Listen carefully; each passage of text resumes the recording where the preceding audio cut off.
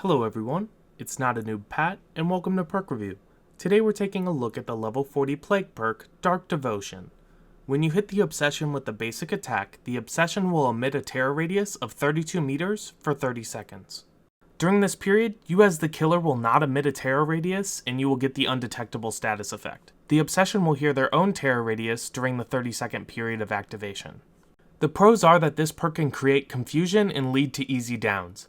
Survivors may run away from their own teammates, or you can sneak up on other survivors using the undetectable status effect. The cons are that Spine Chill can completely counter this perk.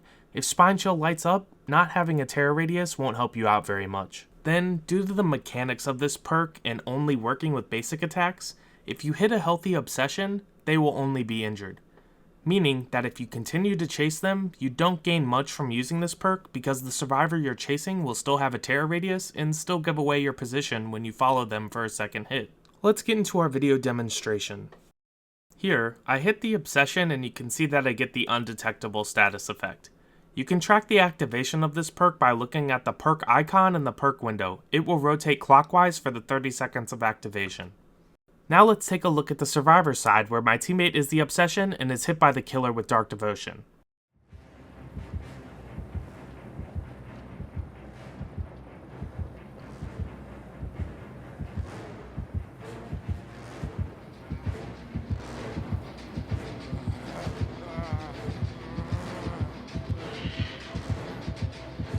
As you saw and heard, the Obsession was emitting a terror radius. Now the Obsession will run away after being hit, and you will see and hear that the killer has no terror radius.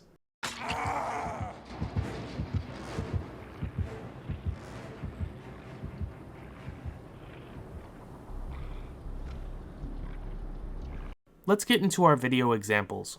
In this first example, I hit the Obsession. For some reason their friend also runs into me as well, and I don't think that was a result as Dark Devotion, but we'll take it. However, I hook the Obsession and Barbecue and Chili shows me that another survivor is going for an unhook.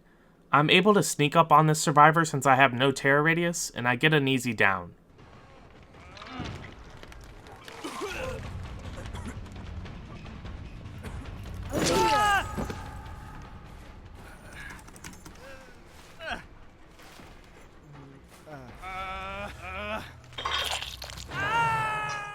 In our next example, I am using Mikey. I find the Obsession and get a hit in. I really like this example because it shows how nice the 30 seconds of activation is. It really is a long time. So much so that I can hook the Obsession, go kick the nearest generator, then make my way to another generator. Now this survivor clearly doesn't know I'm coming because I'm undetectable, and I'm able to grab them off the generator and put them on the hook. In our final example, I am using Ghostface, who has the ability to go undetectable already. I will admit this is a little bit redundant, but I still enjoy using this perk due to the Obsession emitting a terror radius and creating that confusion. This is an example that also shows multiple easy hits from this perk.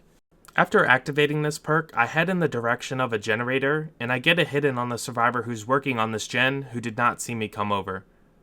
Then, right as Dark Devotion expires, I'm able to get a second hit in on this Cheryl, and I get another free hit from this perk. However, I'm not done slugging yet. After getting pallet smacked, I return to the survivor who I initially hit on the generator, and get another down.